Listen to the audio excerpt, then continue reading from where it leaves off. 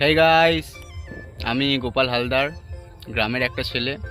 আজ আমি একটা নতুন সিদ্ধান্ত নিলাম যে আমার এই কালকের একটা চ্যানেল ক্রিয়েট করেছি, লাইভ টাইম প্যারাডক্স। হ্যাঁ, আই থিঙ্ক টাইম প্যারাডক্স নামে একটা চ্যানেল ক্রিয়েট করেছি।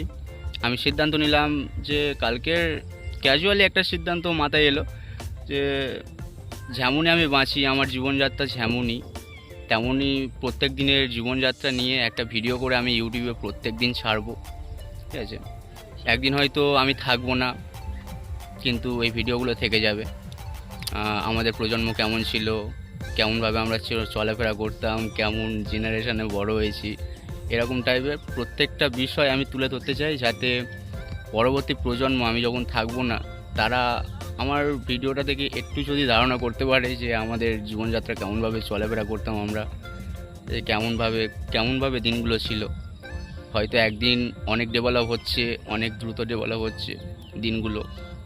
আমরা যেইগুলো ছোটোবেলায় অনুভব করতাম সেগুলো এখন কিচ্ছুই দেখতে পাচ্ছি না। আগে পুজো টুজো যেমনভাবে হতো, এখন কিছুই নেই, নো এক্সাইটমেন্ট, নো কিচ্ছু। ঠিক আছে, তো এমন আমি মনে করি যে হয়তো আরও দিন যত যাবে যত ডেভেলপ হবে, তত আরও অন্যরকম জেনারেশন চলে আসবে। এই জেনারেশনটা আমরা আর খুঁজে পাবো না। তো এই সিদ্ধান্তটা ওই জন্যই নেওয়া। আমি চাই না যে এই চ্যানেলটা থেকে আমি প্রতিষ্ঠিত হই কিংবা অনেক বড় জায়গায় কোথাও চলে যাই, সেরকম কোনো ইচ্ছা নেই। ইচ্ছা আছে তো শুধু এইটুকুনি যে একটা রেকর্ড আমি রেখে যাব। থাকবো না, কেউ থাকবে না জীবনে, মানে সব সময় কেউ থাকে না। ঠিক আছে, আমি একটা ছাপ রেখে যেতে চাই লাইফে।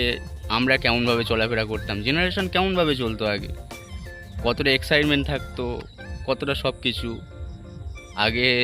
আগের জিনিসগুলো আগে যদি পরিকল্পনা করতাম এরকম, আগে যদি মোবাইল ফোন থাকতো তাহলে হয়তো আরও অনেক কিছু তুলে ধরতে পারতাম, কিন্তু সেই সুযোগটা আগে ছিল না। তো এখন ক্যাজুয়ালি একটা চিন্তাভাবনা এলো যে একটা ছাপ রেখে দেওয়া দরকার। কারণ সেরকম গ্রোথ, মানে যেরকম গতিতে আর কি দিনগুলো পাল্টাচ্ছে, তো এইটুকুনি। আর তোমরা সাবস্ক্রাইব করে দাও, যাতে অ্যাটলিস্ট আমি এই জার্নিটা চালিয়ে যেতে পারি। কারণ ইউটিউব তো বেশি দিন রাখে না কোনো চ্যানেল এমনভাবে, তো তাই একটু সাপোর্ট করো। কালকের থেকে লাইভ জার্নি শুরু হবে। আর আজকের তেমন বিশেষ কিছু হয়নি, কাজ করি আমি, কাজের ছুটি ছিল, তেমন কিছু হয়নি, সারাদিন ঘুমিয়ে কাটিয়ে দিয়েছি। যাই হোক, ওভারঅল দিনটা ভালো ছিল বলবো না, খুব ভালো ছিল না, আবার খুব খারাপও ছিল না।